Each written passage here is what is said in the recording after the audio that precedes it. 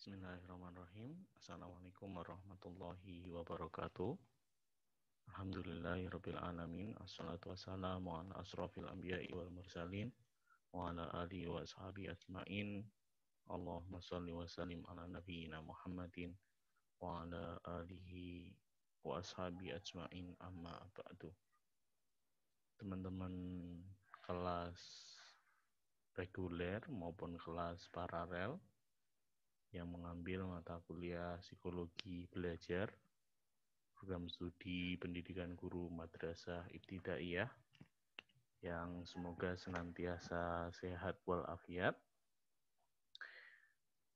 Hari ini 24 Desember 2020 merupakan jadwal pertemuan terakhir pada mata kuliah ini, sehingga saya sengaja merekamkan materi, resum, dan kesimpulan agar bisa dimanfaatkan kapanpun dan dilakukan dimanapun. Nah, langsung saja pada slide kedua, kita akan sama-sama menjawab kenapa dalam program studi ini diberikan mata kuliah psikologi belajar. Jawabannya ada dua. Pertama adalah objek kajian kita adalah orang. Tapi teman-teman di PGMI lebih khusus orang yang belajar atau siswa maupun orang yang mengajar, yaitu guru. Jawaban kedua adalah karena dalam program studi PGMI memuat perilaku-perilaku yang ada kaitannya dengan belajar. Nah, psikologi membahas tentang bentuk manifestasi jiwa dalam bentuk perwujudan perilaku manusia. Oke, dua hal ini mudah-mudahan menjadi sebuah pijakan secara terus-menerus dan berkesinambungan agar nantinya setelah teman-teman lulus dalam mata kuliah ini bisa lebih memahami perilaku-perilaku belajar yang ditunjukkan oleh siswa maupun perilaku-perilaku mengajar yang ditunjukkan oleh setiap guru. Baik, kita akan flashback lagi.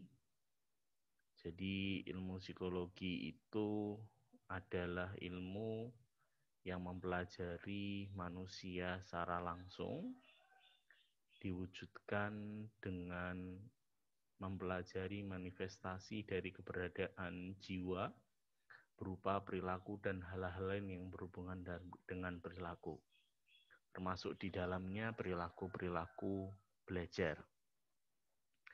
Yang perlu diingat teman-teman adalah perilaku-perilaku belajar ini tidak hanya untuk siswa saja, tetapi juga untuk guru ataupun orang yang ada kaitannya dengan proses pembelajaran secara umum. Mau itu tata usaha, penjaga sekolah, satpam, penjaga kantin, atau apapun yang bentuknya bisa mendukung proses-proses pembelajaran. Nah, dalam menentukan sebuah perilaku seseorang, tentunya teman-teman jangan pernah lupa dengan landasan-landasan yang dipelajari di pertemuan 2 sampai 7 tentang berbagai macam teori, paradigma, perspektif, bagaimana paradigma-paradigma ini memandang perilaku-perilaku manusia, mulai dari behaviorisme, kognitif, belajar sosial, sampai konstruktivisme.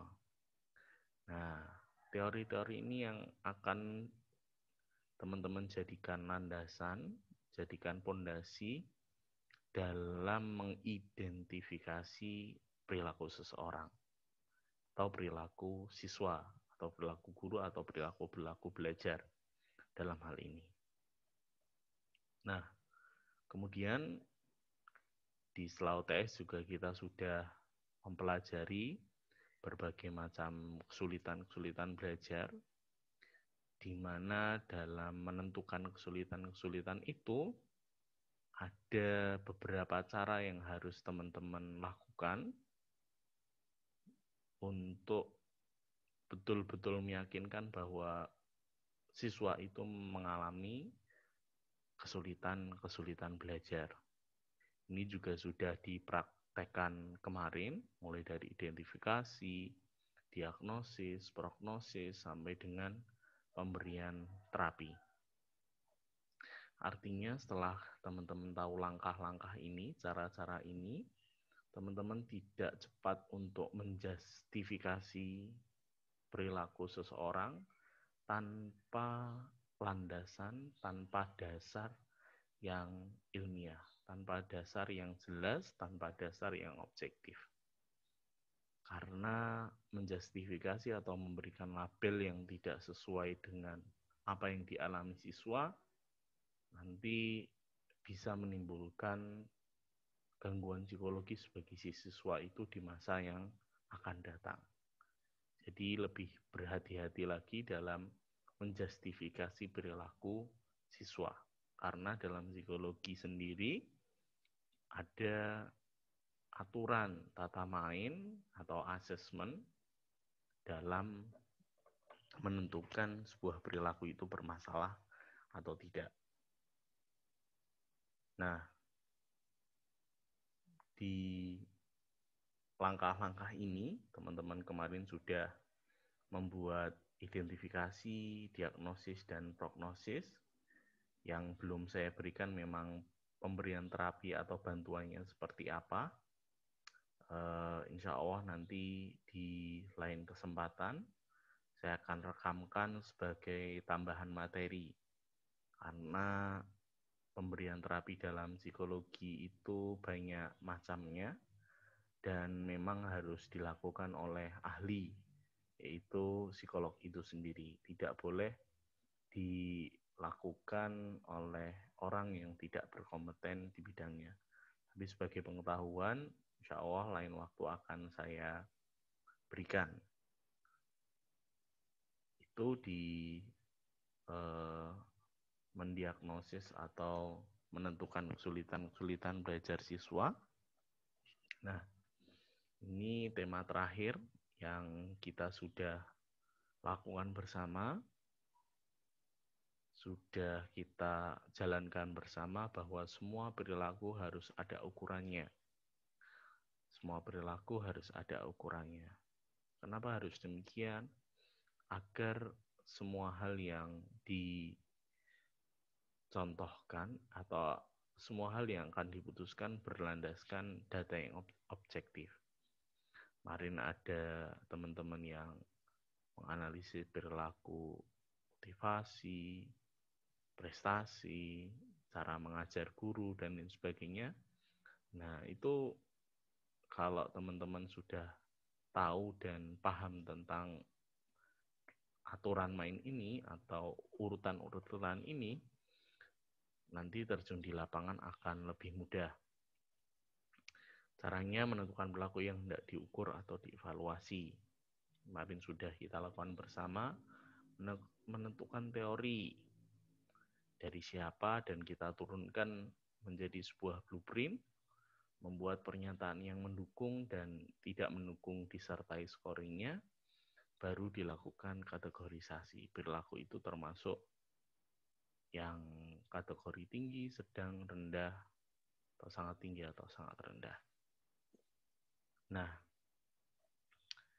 itu kira-kira teman-teman yang bisa saya bagikan pada mata kuliah psikologi belajar program studi PGMI angkatan tahun akademik 2020